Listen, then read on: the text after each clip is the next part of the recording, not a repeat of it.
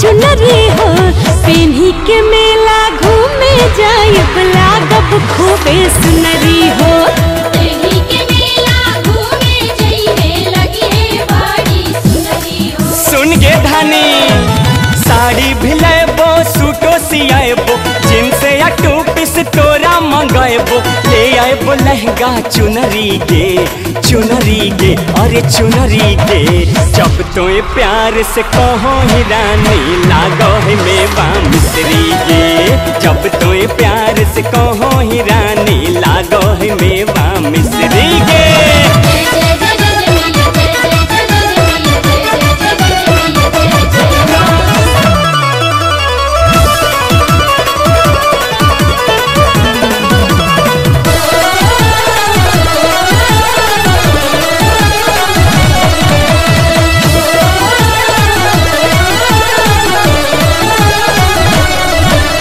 पहिला दर्शन पटन देवी के पटना कइल जाई हो।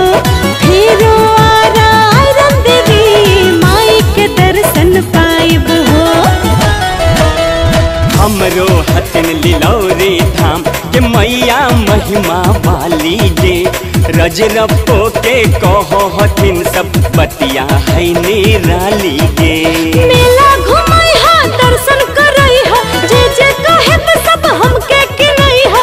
पायल सिकड़ी चूड़ी हो अरे चूड़ी हो।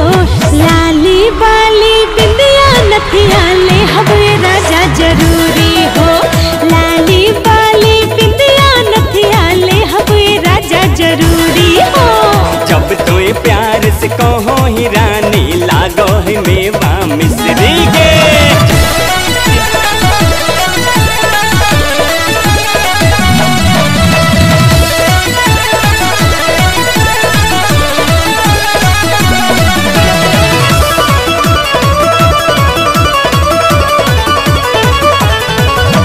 बिहरी सासाराम भी जाके माई के दर्शन पाइब हो। गोह में जाके दुर्गा मैया के हम शीश झुकाइब हो। ले चल धनबाद के धानी शक्ति मंदिर देखेबोगे। हथिन बनासो मैया बेरमो दर्शन हुओ करेबोगे।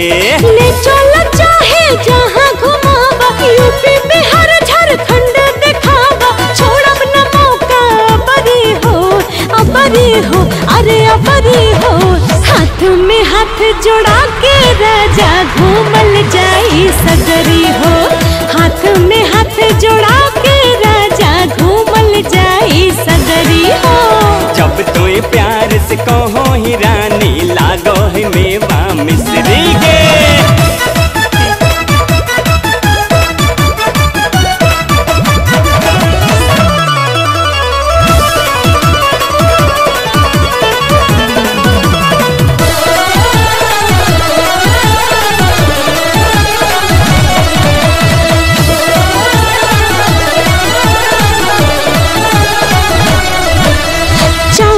गुपचुप कुल्फी छोला मेला में खियैहा हो।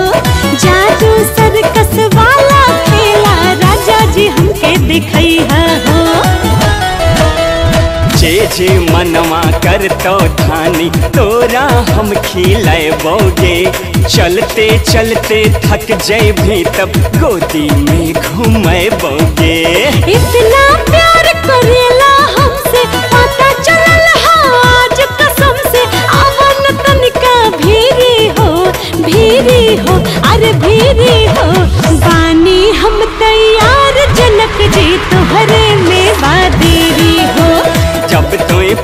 से कहो ही रानी लागो है मेवा मिश्री गे।